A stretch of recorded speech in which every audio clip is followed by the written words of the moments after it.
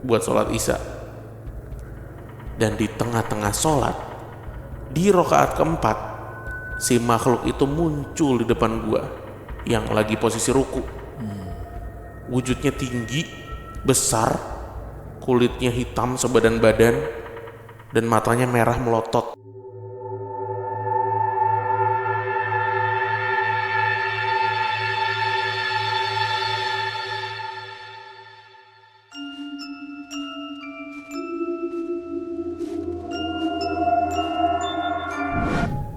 Assalamualaikum warahmatullahi wabarakatuh. Shalom, Om Swastiastu. Namo Buddhaya. Salam kebajikan. Selamat datang kembali di podcast Malam Kliwon episode 577.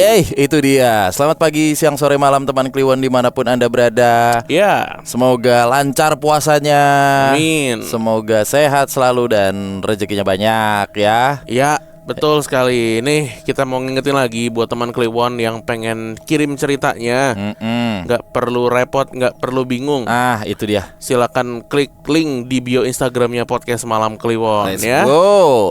Tapi berbeda kali ini kita mau ngabsen yang ada di YouTube nih, terutama ya. Yang lagi nonton pas sahur siapa? Yang lagi ngabuburit siapa?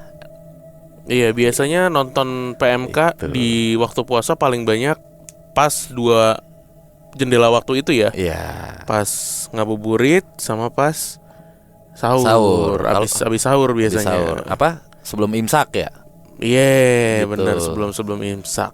Gitu. Dan pantengin aja terus Instagram PMK karena kita sebentar lagi juga akan mengadakan ngabuburit nggak horor. Ini setiap tahun kita adakan ya di bulan puasa. Ulala sahur.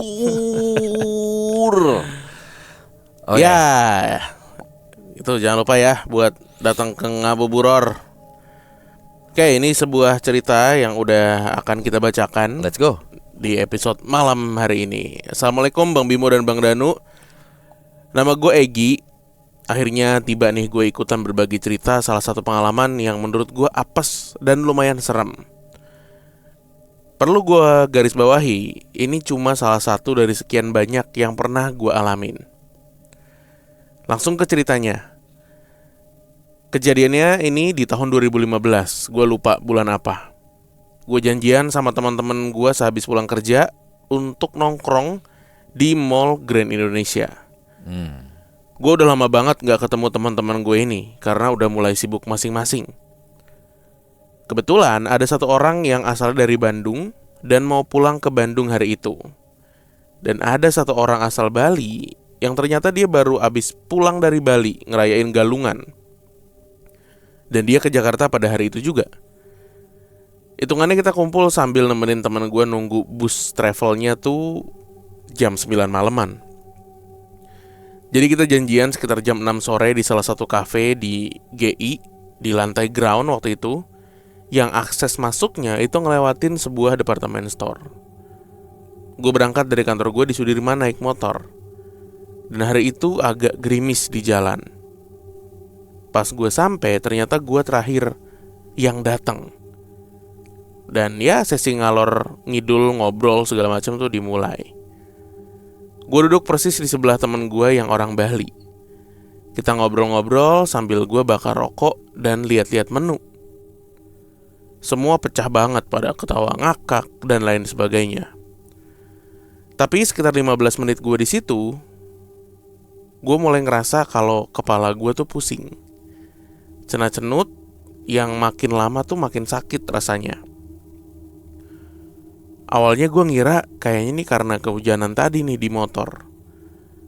Tapi gue mikir lagi, kan gue pakai helm dan hujannya tuh nggak deres yang sampai harus nepi karena takut kebasahan. Dan karena ngerasa ini masih biasa aja, akhirnya gue pesan es kopi karena gue pikir kalau pusing minum es kopi bakal hilang. Sejam berlalu dan es kopi gue pun habis. Tapi herannya pusingnya nih nggak hilang. Dan gue memutuskan pesan es kopi kedua dan bilang ke teman-teman gue yang mulai keheranan.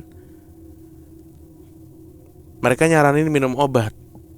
Bahkan ada yang sempet mau nyari obat sakit kepala. Tapi gue cegah dan gue masih bisa tahan.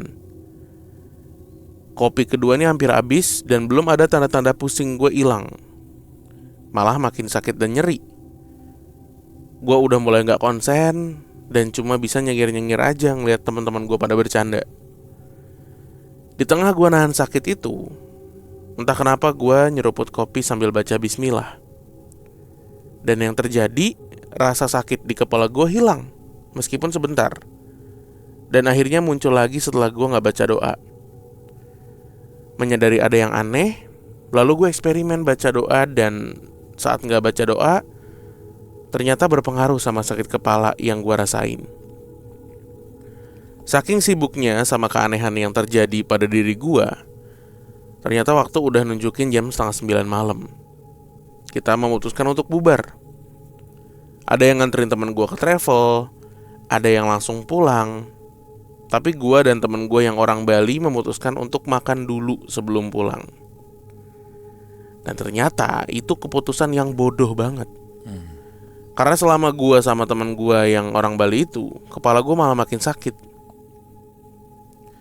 Saat makan ternyata gak sengaja ketemu teman kuliah gue dulu. Dia lagi sama pacarnya. Dia nyamperin ke meja gue dan duduk di sebelah gue tanpa gue minta. Tangannya langsung ketengkuk gue, mijit-mijit gitu sambil baca doa kali ya. Terus dia bisik-bisik ke gue, "Gi, mending lo pulang sekarang. Ini teman lo yang di depan tuh bawa demit sekampung." Buset. "Udah, lo izin aja balik duluan. Baca doa ya selama di jalan." Dengar begitu, gue langsung beneran cabut dan ninggalin teman gue yang orang Bali itu. Selama perjalanan pulang dari GI ke kosan gue di Rawamangun, itu gue rasain kayak mau dibikin celaka. Karena pandangan gue burem, kepala masih sakit banget, dan samar-samar gue denger suara ketawa laki-laki yang berat banget suaranya di kuping gue. Untungnya jalanan Menteng di Penogoro sepi. Gue terus baca-baca doa sambil minta keselamatan sama Allah. Dan alhamdulillahnya gue sampai kosan dengan selamat. Sampai kosan, gue langsung bersih-bersih dan ambil wudhu buat sholat isya. Dan di tengah-tengah sholat, di rakaat keempat, si makhluk itu muncul di depan gue yang lagi posisi ruku. Wujudnya tinggi, besar, kulitnya hitam sebadan-badan, dan matanya merah melotot sampai mau keluar bola matanya. Gigi taringnya tuh persis kayak barong gitulah. Dan dia pakai kain Bali yang kotak-kotak hitam putih itu. Gue mutusin untuk lanjutin sholat sampai selesai. Dan si makhluk itu juga hilang setelah gue selesai sholat. Gue yang shock cuma bisa duduk di kasur dan gak mau keluar kamar. Karena yang gue rasain, dia tuh masih ada di luar kamar. Gue inget ada teman kosan gue yang memang dia bisa dan punya kemampuan. Gue chat dia dan minta tolong dia buat usir makhluk itu. Gak lama dia pun ketok pintu kamar gue dan masuk ke kamar sambil cengar-cengir kayak gak ada apa-apa. Dia bilang, "Udah gak apa-apa." Baru ketemu bentar sama gue langsung kabur tuh Rangde. Buset. Dari dia gue tahu kalau sosok itu ternyata namanya Rangde. Gue hela napas lega dan energi gue kayak beneran habis gitu. Gak lama tuh gue tidur langsung. Dan si Rangde ini muncul lagi di mimpi gue. Dia ketawa sambil menggeram gitu. Dan dia ngomong kayak teriak-teriak yang gue gak tahu artinya karena itu kayaknya bahasa Bali deh. Besok-besoknya udah gak ada lagi tuh teror si Rangde itu. Dan gue keinget teman kuliah gue yang gue temuin di GI. Gue nanya-nanya sama dia. Dan dia bilang, "Iya, gue ngeliat lo tuh jalan sambil gendong tuh makhluk. Dan makhluk itu mukul-mukul kepala lo terus. Makanya gue samperin lo. Karena yang gue lihat tuh teman lo tuh bawa demit sekampung." Gue pun ngasih tahu dia kalau teman gue tuh baru balik ke Jakarta sehabis hari raya Galungan di Bali. Dan dia bilang itu mungkin titipan dari orang tuanya buat ngejagain teman gue itu. Tapi gue jadi kesel aja kenapa dari semua orang yang di situ cuma gue yang diganggu. Usut punya usut, ternyata memang cara kerjanya makhluk itu tuh begitu. Apabila ada salah satu orang yang sensitif, udah pasti mereka akan nyerang orang itu terlebih dahulu ketimbang orang yang lain. Meski niatan mereka baik ataupun buruk ya. Atau ya emang cuma iseng aja kayak si Rangde ini. Karena gue cukup sensitif, jadi mungkin dia ngira gue berbahaya buat teman gue itu. Oke Bang Bimo, Bang Danu, ceritanya cukup sekian. Sorry ya kalau kepanjangan. Semoga PMK terus berjaya. Wassalamualaikum warahmatullahi wabarakatuh. Waalaikumsalam. Buset deh. Ini salah satu sosok favorit dari Pulau Dewata yang selalu hadir ya di cerita horor kita tuh. Bisa nyebrang ini. Mantap ini. Iya, ngikut pesawat dia ya. Ikut pesawat. Bawa demit sekampung, anjay. Waduh, ribet tuh ngasih makannya. Ini berarti kumpulan orang sensitif ya kalau dikata ya. Sebenarnya gue nggak tahu posisinya yang teman dia yang orang Bali itu gimana ya.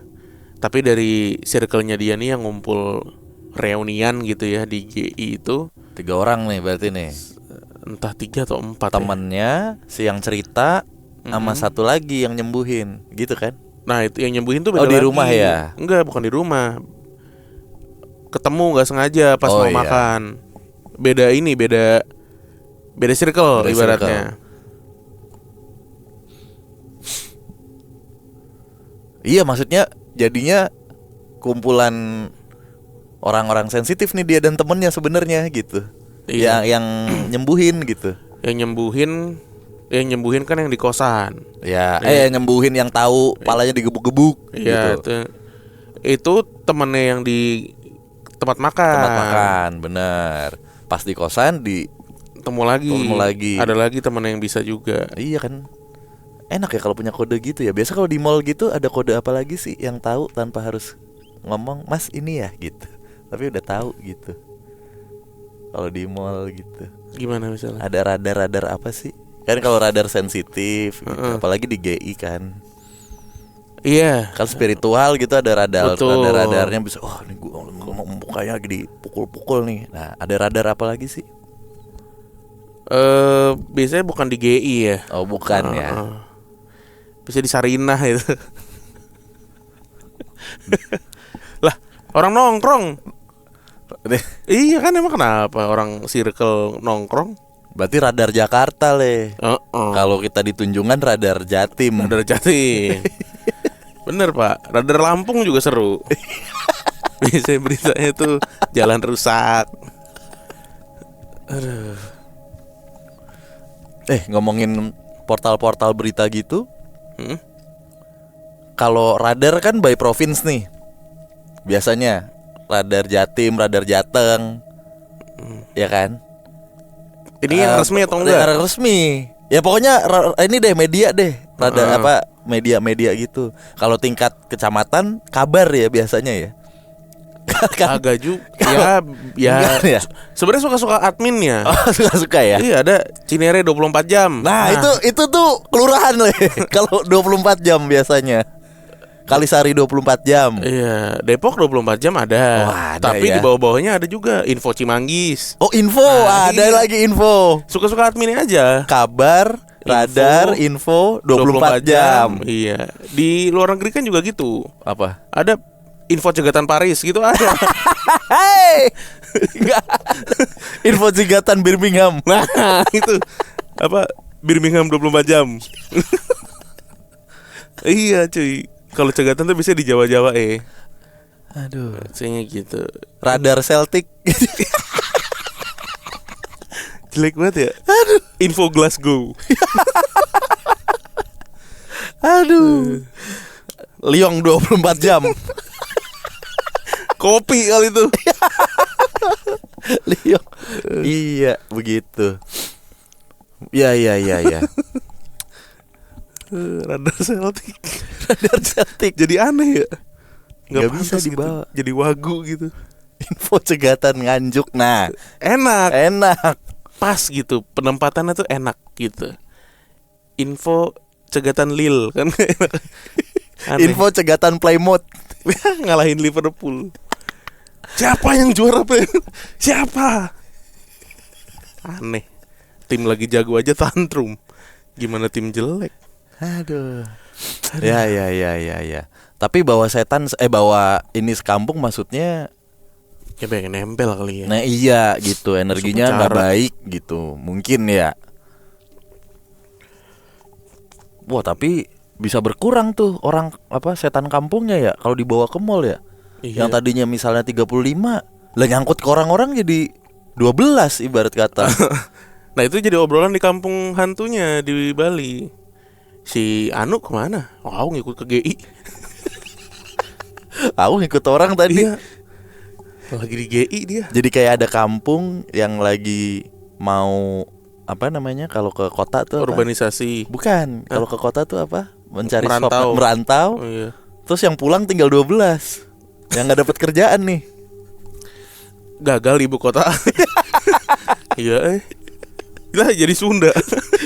Gagal di ibu kota. Iya susah nyari kerjaan. Aduh. Balik lagi lah. Balik lagi nih ke Bali. Aduh. Thank you ya. Tadi. Thank you Mas Egi tadi. Iya bener Mas Egi. Let's go. Ini satu kisah dari Sumatera Barat. Assalamualaikum warahmatullahi wabarakatuh. Selamat malam untuk seluruh teman-teman pendengar setiap PMK dan Iya. juga untuk Bang Bimo dan Bang Danu serta seluruh kru PMK yang bertugas. Kenalin, nama gua Pota dan gua asli Padang, Sumatera Barat. Tapi di cerita kali ini gua pengen sharing salah satu pengalaman yang gua alami ketika bekerja di salah satu perusahaan logistik di Yogyakarta. Gua nggak bisa sebut secara rinci nama perusahaan dan lokasinya. Yang pasti lokasinya di pinggiran Ring Road. Kejadian ini gue alami tahun 2023. Tepatnya sekitar bulan Juni atau Juli. Gue juga agak lupa. Saat itu gue baru 3 bulan bekerja di cabang ini karena gue mutasi dari cabang sebelumnya di Kalimantan. Gue bukan tipe orang yang bisa ngelihat hal goib lah setiap saat. Tapi gue rasa gue cukup peka akan hal itu. Tapi ya gue bodo amat sih.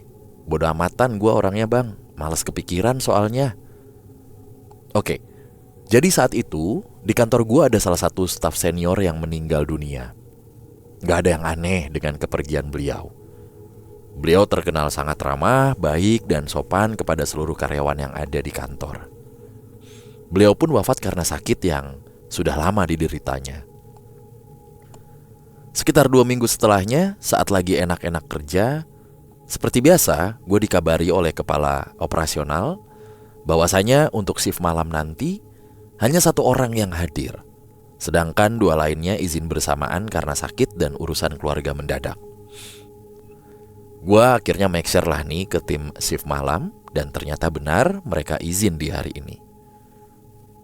Setelah berdiskusi dengan K-Ops atau kepala operasional tadi, akhirnya kita berdua sepakatlah untuk lembur dan backup kerjaan anak-anak malam sampai kerjaannya longgar dan bisa kita tinggal. Akhirnya lembur tuh kita berdua. Sampai akhirnya kelar seluruh kerjaan dan kami rasa bisa kami tinggal. Kurang lebih itu jam 1 malam. K-Ops langsung pamit dan buru-buru pulang. Begitupun gue. Gue juga udah pengen pulang karena udah pegel banget. Sebelum pulang, gue mau toilet dulu nih, buat cuci tangan dan buang air kecil. Sedikit gue kasih gambaran layout kantor gue. Dari Ring Road, lu bakal ketemu dulu parkiran dan halaman yang gede. Di bagian utaranya itu ada bangunan gudang tempat bongkar muat barang. Di bagian timurnya, barulah ruangan kantoran. Dimulai dari ruang kacap, ruang marketing, CS, admin, ruangan keuangan, dan juga ruangan meeting. Lalu ada tempat sholat dan paling pojok ada toilet. Semoga kebayang. Jalan deh tuh gue ke toilet. Toilet ini ada 2 sekat bang di dalamnya. Bisa buat mandi juga. Gue masuklah ke bilik yang paling dekat dengan pintu keluar. Lagi fokus-fokusnya buang air, gue denger ada langkah kaki yang jalannya nyeret gitu. Saat itu gue pikir itu adalah admin malam. Ya kita sebut saja namanya Bang Ramos lah. Gua bercandain lah tuh si Ramos dengan bilang, jangan dibongkar semua isi perutnya, ntar makin kurus. Tapi sosok itu diem aja, gak ada jawaban apa-apa. Kemudian gue dengar suara keran dibuka dari bilik sebelah. Gue tanya lagi, siapa ya? Bersuara kenapa sih? Tapi lagi-lagi gak ada jawaban. Akhirnya gue keluar tuh dari bilik dan menoleh ke bilik sebelah. Pintunya kebuka dan gak ada orang sama sekali di sana. Padahal gue yakin tadi itu ada yang masuk. Gak mikir lama, gue langsung cabut lah keluar. Dari luar, gue ngeliat nih, si Ramos lagi bareng si Pepe. Oh, ini sebutan ya guys ya. Di meja admin buat ngerjain kerjaan. Gue samperin lah dan gue tanya siapa yang tadi ke toilet. Dan mereka mengaku gak ada yang ke toilet dan gak ada ngeliat orang yang kesana. Karena dari posisi mereka emang bisa lihat jelas kalau ada yang keluar masuk ke toilet. Si Pepe nanya lah, lah emangnya nopo dan? Jenengan denger apa? Gue jawab lah dan gue jelasin apa yang gue dengar. Kemudian si Pepe bilang, loh Dan, ini saya langsung translate aja ya. Itu ciri khasnya jalannya si almarhum. Pamitan seiku.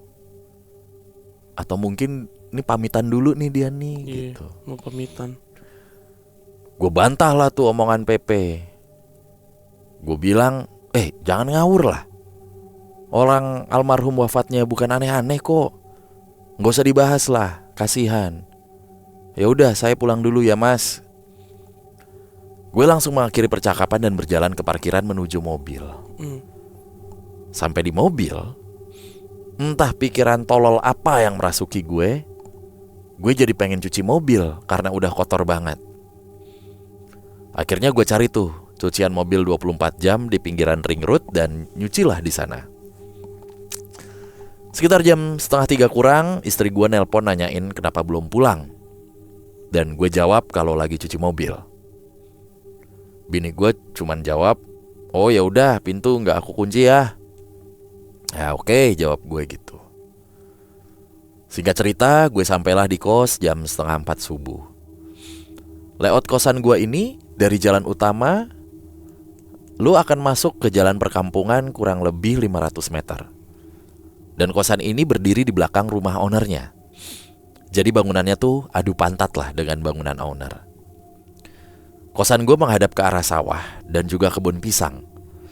Yang mana di kebun itu ada sumur tua. Parkiran mobil itu pas di depan kosan, tapi dengan posisi menyamping. Jadi kalau lu buka pintu kamar kosan, lu bakal ngelihat bagian samping kiri mobil. Mudah-mudahan kebayang. Sampai di parkiran gue beresin tuh ya segala perabotan gue lah. Ada tas, HP, dompet, dan segala macam sebelum keluar. Sebelum buka pintu, gue refleks tuh noleh dulu keluar. Di sana gue lihat ada satu daun pisang yang gerak sendiri. Tapi daun lainnya tuh gak gerak. Gerakannya itu mengayun seperti kena angin. Bergerak ke kiri, kanan, mengayun dengan lumayan cepat. Gue gak ambil pusing. Gue hanya berpikir, oh itu daun gilo. Jadi dulu nyokap gue pernah bilang kalau ada daun gila istilahnya di Padang, ya kayak begini nih. Terus gue buka pintu dan keluarlah dari mobil. Tapi gue tertarik lagi buat lihat daun itu. Dan gak sadar, gue malah mendekat ke arah daun itu. Dari yang awalnya gue lihat daun mengayun, lama-lama gue melihat simpul yang posisinya seperti jatuh di belakang kepala. Gak berdiri nih simpulnya nih. Dan kepalanya seperti leher yang dipatahkan ke kanan dan kiri, kayak orang senam. Gerakannya bukan menoleh ya, tapi gerakan leher yang dipatahkan ke kiri dan kanan. Gue langsung nge-freeze dan diem. Rasanya tuh lama banget. Jelas banget itu kepala pocong yang ngebelakangin gue. Untung gak noleh ke gue. Kalau noleh pasti tepar tuh gue di sana. Udah gue cabut tuh, sedikit berlari ke kosan. Posisi kamar gue di lantai 2. Nyampe kamar gue ngos-ngosan, bini gue nanya kenapa. Tapi gue gak jawab karena gue tahu bini gue takutan orangnya. Bodohnya gue gak cuci muka dulu. Cuma ganti baju langsung berbaring di kasur. Saat itu juga anak gue umurnya 1,5 tahun bangun dan langsung nangis kejar. Gak mau ngeliat gue. Gak mau juga gue gendong dan tantrum lah. Akhirnya gue sadar dan gue cuci muka, tangan, kaki, baru anak gue anteng. Gue gak bisa tidur sampai azan subuh. Dan paginya gue demam. Sekian bang cerita gue. Next gue bakal ceritain cerita yang panjang banget tentang pengalaman gue mendaki salah satu gunung di Sumatera Barat. Maaf kalau berantakan ceritanya. Sukses terus PMK. Ciao. Amin. Thank you. Udah. Wah, Madridista banget ini. Iya. Melihat Ramos lagi ngobrol sama Pepe. Siapa mau manggil Isco? Iya. Itu satu era kan. Kebetulan banget berarti tadi ya ada salah seorang senior yang meninggal gitu ya. Ya. Jadi pada berasumsi kayak gitu. Tapi ini pasti ada musabab sebab nih. Apa tuh? Kalau bisa ditempelin sampai Pulang. Dan digangguin. Anyway ya, jadi gue tuh kebayang nih gara-gara gue habis touring berarti nih sekarang nih. Nih anggaplah gue mau touring lah teks sekarang nih. Jadi di setiap touring yang gue agak kurang nyaman adalah ketika lagi rest, entah di pom bensin atau dimanapun, tapi tengah malam atau subuh. Dan ada di daerah yang nggak rame-rame banget lah. Ya, terpencil. Terus lo kebelet kencing. Kagak enak pak. Bener di pom bensin entah berantah. Namanya pom bensin kan tetap ada ya gitu toilet yang mana lorong-lorongan si gitu. Bagus tuh kan toiletnya. Nah, dan yang jaga si sadar kan. Biasanya kan udah udah layu banget. Ya, 2 hari gak disiram nih. Cuman kalau kita keluar sadar pak. Siap terima 2000 lagi. Iya 2000 lagi gitu. Nah itu tuh gue kebayang nih jam 1 malam di toilet di pojok gitu. Kan toilet kan juga di dalam ya. Kalau di pom bensin tuh di pojok gitu. Terus udah gitu kalau toilet-toilet yang di daerah-daerah gitu tuh ditemenin bunyi kerakrik pak. Atau enggak tonggeret gitu ya. Kan pom bensin lintas provinsi itu kan belakangnya entah sawah lah, entah kebon gitu. Iya, terus lu kalau bisa ngebayangin ya, misalkan nih rombongan motor, seret di sini nih, biasanya di depan yang tutup tuh. Ya. Tempat-tempat oli. Iya. Sini toilet nih, belakang pojok. Nah di area parkirnya tuh, truk-truk gede pada parkir. Biasanya gitu. Begitu. Wah itu emang gak enak sih hawanya. Asli, iya kan? Bener. Kayak apa ya? Perubahan transisi antara manusia istirahat sama yang masih melek gitu. Udah gitu lo kan abis dari adrenalin war terus langsung jadi kayak ada di universe lain pak. Tiba-tiba hening cuman ada satu mobil gitu. Gak enak banget hawanya itu. Terus lo kulit pipis atau pupsi. Gue pernah bayar ceban karena temen gue bayar rokok biar nemenin. Iya di depan buat gue saut-sautin doang. Kan bisa minta tolong aja, gak harus bayar. Ya kagak enak gue. Lah temen bagaimana. Lebih gak enak lagi kalau ya gue bayar dah ya nemenin gue. Lebih gak enak lagi gitu. Lebih gak enak lagi Mireya. Kenapa berak di pom bensin? Kagak dong. Jadi kan kemarin abis ditinggal ya di rumah mertua kan. Karena di rumah mertua RT lagi ada jalan-jalan nih ke Sentul. Nah RT di rumah mertua tuh cukup inilah ibu-ibunya cukup rajin pengajian gitu. Kebayang lah. Nah gue jemput besokannya. Terus dengan bangganya Mireya, kok kamu serak nak? Gue tanya gitu kan. Iya soalnya aku kemarin nyanyi gitu. Wah ini emang kebiasaan nih. Anak ini kan selalu perform kan. Nyanyi apa? Mujizat itu nyata. Dan apa Allah maha pengasih apa-apa. Terus Gabynya joget. Terus sama bini gue, gimana sih? Terus kata bini gue, ya kita gak tahu itu cara kita untuk mengajarkan agama. Itu tadi Ya gak apa-apa sih. jalan-jalan. Dia ikut jalan-jalan berarti. Ikut jalan-jalan RT jalan-jalan RT gitu. Cuman kan kesentul. Terus perform lah. Performnya lagu rohani. Lagu rohani. Keren. Salah asuhan tuh. Lah, emang kenapa? Terus gue tanya ke nyokap gue kan, ya bu gimana sih bu? Ya gak apa-apa lah mas, gak apa-apa kok, ibu-ibu juga gak apa-apa. Terus ibu-ibu yang lain gimana? Ya pada ketawa aja. Ini ketawain orang tuanya pasti itu. Iya tuh kalau kata novel Abdul Muiz tuh salah asuhan. Salah ini. Ibu-ibu yang lain udah gitu tuh.